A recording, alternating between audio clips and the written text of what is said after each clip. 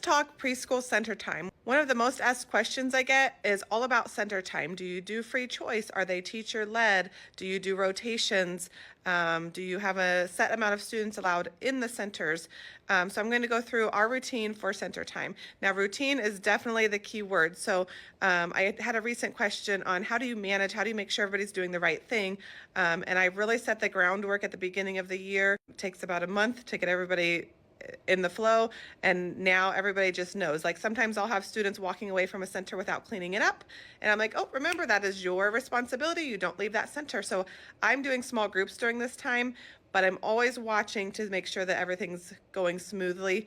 And most of the time it is. Sometimes, yeah, there are mess left behind. And at the end of center time, we're all working together as a team to clean it up.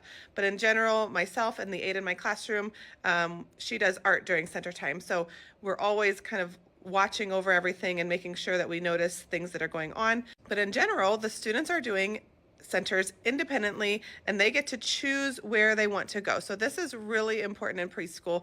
I know every preschool is different and your situations are different, but if it is at all possible, I would really encourage you to do free choice play. It's so important in preschool that students have choice about where they're playing and who they're playing with. So especially if you're doing rotations, a lot of times they're placed with a group, and you want to make sure though that they are able to choose the friends that they would like to play with.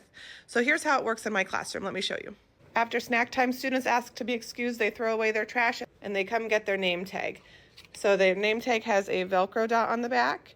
And if they're going to go to a center, so this is my Play-Doh Center, so typically 4 friends can come here, but now it's a shadow table. So I covered 2 of the spots this week. So if they want to play here, their name gets stuck here, and there's a spot for 1 more friend.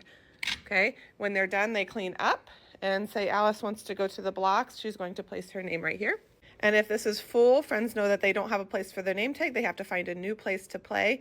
If somebody's waiting here, they can say, can I have a turn when you're done? They can set a stand timer, or just go play somewhere else and wait until they see that somebody leaves. So again, if Alice is done here, she has to make sure that she has cleaned up her mess, and then she can take her name and go somewhere else.